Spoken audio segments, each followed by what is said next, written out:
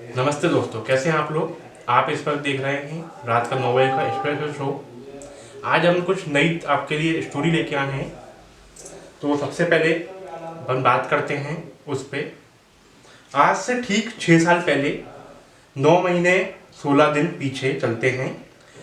उस दिन तारीख थी 20 फरवरी 2014। नरेंद्र मोदी उस समय प्रधानमंत्री नहीं बने थे, सिर्फ प्रधानमंत्री पद के उम्मीदवार थे। गुजरात के अहमदाबाद में उनकी रैली थी।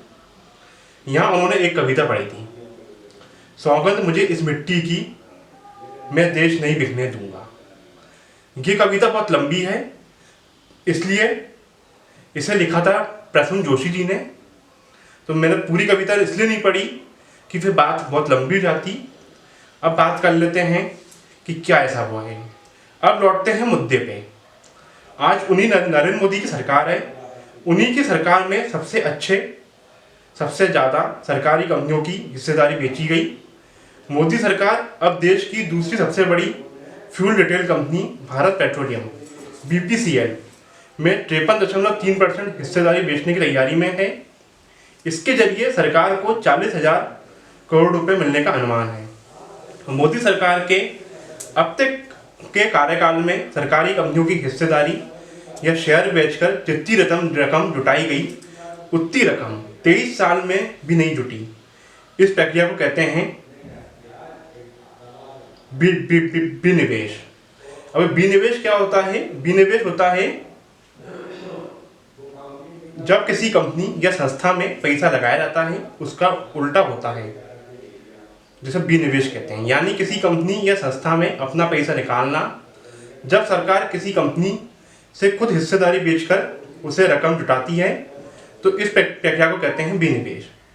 अक्सर विनिवेश निजीकरण को एक ही मान लिया जाता है, लेकिन दोनों में अंतर होता है।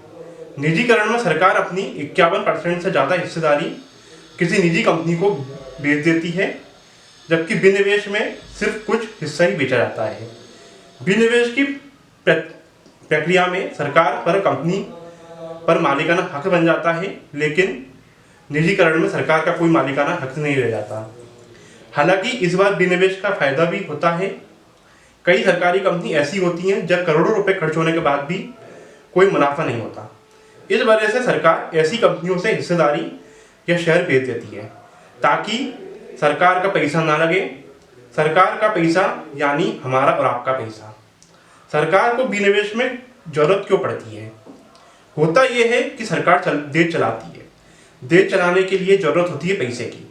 ये पैसे सरकार टैक्स के रूप के जरिए वसूलती है आपसे और हमसे, लेकिन इतनी रकम से डेवलपमेंट वर्क नहीं हो पाता। इसके लिए सरकार पैसा जुटाने के लिए सरकारी कंपनियों में अपनी हिस्सेदारी बेचती है और रकम जुटाती है। इससे ऐसा भी समझ सकते हैं, जब किसी घर में घर चलाना मुश्किल होता है तो लोग घर का सामान बेचते हैं। ऐसा ही सरकार भी करती है। BPCL की हिस्सेदारी क्यों बेच रही है सरकार? अब ये सवाल उठता है कि आखिर सरकार BPCL की हिस्सेदारी क्यों बेच रही है। दरअसल 2020-21 के लिए सरकार ने विनिवेश के जरिए 2.10 करोड़ रुपए जुटाने का टारगेट रखा था, लेकिन कोरोना की वजह से सरकार सिर्फ 6,311 करोड़ रुपए जुटा सकी। BPCL के जरिए सरकार को 40,000 करोड़ रुपए मिलने की उम्मीद है। इसके अलावा सरकार ने BPCL का प्रॉफिट कम होता ही जा रहा है।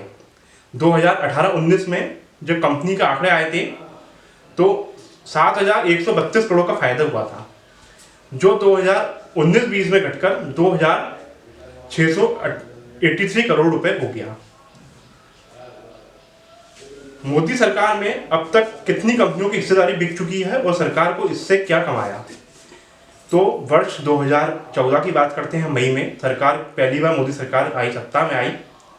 तब से लेकर अब तक मोदी सरकार में 121 कंपनियों की हिस्सेदारी बिक चुकी है। इससे सरकार ने 3.36 लाख रुपए की से ज़्यादा की कमाई की। ये आंकड़ा किसी सरकार में विनिवेश के जरिए जुटाई गई रकम में सबसे ज़्यादा हिस्सा है। अब बात होगी 1991 में, जब देश में आर्थिक संकट से जूझ रहा था, तब सरकार ने सरकारी कंपनियों में अपनी हिस्सेदारी बेचकर रकम जुटाने के लिए डिसइन्वेस्टमेंट करने का फैसला लिया था। उसके बाद से अब तक ये कई 30 सालों में सरकार डिसइन्वेस्टमेंट के जरिए 4.89 करोड़ रुपए से ज़्यादा जुटा चुकी है। सबसे ज़्यादा रकम मोदी सरकार में जुटाई गई है। तो आपको बता देते हैं कौन सी सरकार में 91 के बाद से अब तक कितनी रकम जुटाई है। तो 91 से लेकर 96 तक कांग्रेस की सरकार थी, नरसिम्हा राव प्रधानमंत्री थे। उसी टाइम आर्थिक उदारीकरण आया था, जो कि कहा जाता है मनमोहन सिंह लाए थे, पर असलियत में प्रधानमंत्री नरसिम्हा राव जी थे। तो 9,962 करोड़ रुपए की रकम जुटाई गई थी उस टाइम पे। उसके बाद सत्ता बदलती है, यूनाइटेड फ्रंट की सरकार आती है।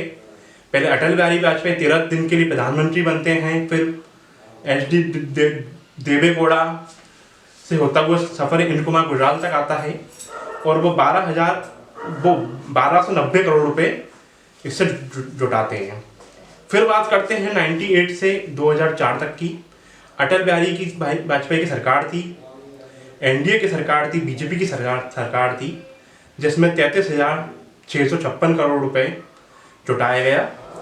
अब बात होगी 2004 से 2014 तक की। यूपीए की सरकार द्वारा जो आई थी मनमोहन सिंह के नेतृत्व में, वही मनमोहन सिंह जो आर्थिक उदारीकरण में जिनका नाम लिया जाता है। तो 1,07,883 करोड़ रुपए उसमें जुटाया गया था। अब बात होगी 2014 से अब तक की, जो कि गुजरात का एक मुख्यमंत्री नरेंद्र मोदी जब प्रधानमंत्री बनते हैं तो तब से लेके अब तक करीब 6 साल से प्रधानमंत्री हैं और 3,36,231 करोड़ रुपए का राजस्व जुटाया गया है। तो ये आज की एक बड़ी खबर थी, तो दैनिक भास्कर ने छापी थी। मैंने कहा आपके लिए लेके आता हूँ। दूसरी, अभी 2 दिन पहले 3 दिन पहले एक मुद्दा बन रहा था, एक ट्विटर वार छिड़ी हुई थी कंगना और दिलजीत की। अब ये वार क्या थी वो भी आपको बता दूं। बात ये थी कि आपने जब दिल्ली में जब मुस्लिमों ने आंदोलन किया, जनवरी का टाइम था, सरकार फैसला लाई थी, उसके विरोध में मुस्लिम सब बैठे थे, सीएए का आंदोलन हो रहा था।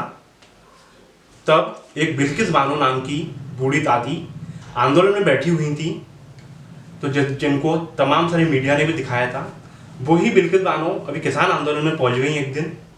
उसके बाद कंगना ने एक फ़ोटो शेयर किया और कहा गया ये बिल्किस बानो जी फिर इस आंदोलन में पहुंच गई, पर वो हकीकत में वो फ़ोटो बिल्किस बानो का नहीं था, वो मनजिंदर कौर का था, जो मूलतः हरियाणा की रहने वाली हैं। उसके बाद से वार छिड़ गया दिलजीत और कंगना का। वार इतना दिलचस्प था, आपको क्या बताऊं मैं, कि वार ऐसा था, कंगना लिखती थी हिंदी में और दिलजीत उसका लिखते थे इंग्लिश पंजाबी में, और उसका जब हम ट्रांसलेट करते तो इंग्लिश होता था, हिंदी में ट्रांसलेट कर ही नहीं पा रहा था। गूगल तक उस दिन फैलता ट्रांसलेट करने में, और कई 16 घंटे 17 घंटे तक वार चलता रहा दोनों का। उससे वार का ये हुआ, जो पंजाबी रिपोर्टर थे या पंजाबी जो एंकर थे, तो जब चैनल्स ने उनको जिम्मेदारी दी गई तो उनने ट्रांसलेट करना शुरू करा। उसके बाद कुछ ट्विटर्स पे कुछ यूजर्स ने जो पंजाबी जानते थे या पंजाब के रहने वाले थे, उन लोगों ने उसको ट्रांसलेट करके शेयर करा। तब पूरे देश को समझ में आया कि वार किस बात पे है। पर बड़ा ही रोचक वार था, बड़ा ही मज़ा भी आया इस वार को देखने में। मज़ा इसलिए आया कि आधे से ज़्यादा हिंदुस्तान पंजाबी सीख गया था उस दिन। उस दिन हालत ये थी, आदमी को पंजाबी आए या ना आए, पर पंजाबी सीख गया था। जैसा कि आपने तारक मेहता के उल्टे चश्मे में देखा होगा जेठालाल को, कि जेठालाल कई बार पंजाबी में बोलते हैं। मैं आपको वीडियो भी एक बार दिखा देता हूँ। तो टूटी फूटी पंजाबी होती है, जो पंजाबी होते हैं वो नहीं समझ पाते, पर वो बोलते ऐसे हैं। तो वही वाला ही हालत उस दिन थी, कि उस दिन जब बोला जा रहा था तो बिल्कुल यही लग रहा था कि पंजाबी में इनकी वो चल रही है, और लोग भी जो डाल रहे थे, अगर नहीं भी जानते थे तो भी इस टाइप से डाला जा रहा था कि जिससे वो लगे। ये आपको मैं दिखा देता हूँ, ये आपको दिख रहा होगा, दिख रहा है?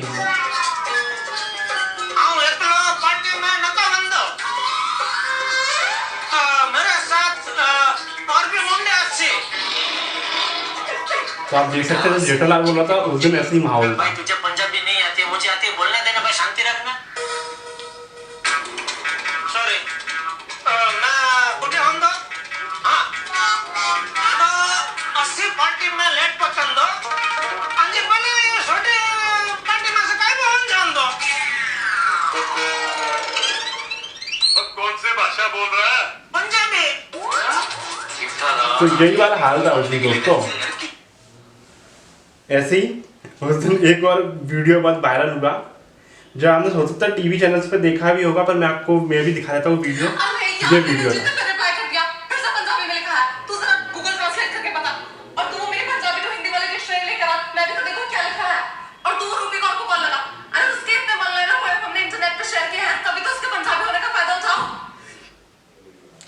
तो ये आपने देखे 2 महीना का वीडियो दिखाए, तो उस दिन कुछ यही हाल था। और जितने भी पंजाबी के रिपोर्टर थे या पंजाबी जानते थे सबका वही हाल था, सबको लोग फ़ोन लगा रहे थे। उसके बाद रात को एक माहौल ये भी बनता है, कुछ लोग करते हैं मैसेज कि भाई ये दिलजीत कौर है कौन, क्योंकि कुछ लोगों को ये मालूम ही नहीं था दिलजीत कौर ये है कौन। तो मैं आपको बताता हूँ, दिलजीत कौर ने कई पिक्चरों में भी रोल करा है, कई गाने में भी आया है, और अभी का एक उभरता हुआ एक्टर है एक तरीके से। कई पिक्चरों में बड़े अच्छे अच्छे उसके रोल हुए हैं, मतलब कई पिक्चरों में बड़े कॉमेडी वाले रोल हैं उसके।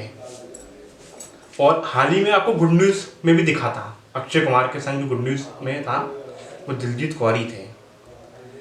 तो ये कुछ वो थे। बाकी किसान आंदोलन अभी चल रहा है, सरकार ने अभी कुछ मांगे मानी नहीं है। कल भी बैठक हुई, बैठक में ये निर्णय लिया गया, किसानों ने पूछा हाँ या ना, तो सरकार ने क्लियर कर दिया ना, मतलब कोई कानून में कोई बदलाव नहीं होगा। अब आगे देखते हैं 9 तारीख को क्या होता है। ऐसी 8 तारीख को भी ये सुनने में आ रहा है किसान देश बंद करने की वो कर रहे हैं, तो उसमें भी देखते हैं क्या व्यापक असर होता है इसमें। तो ये थी कुछ खबरें आज तक।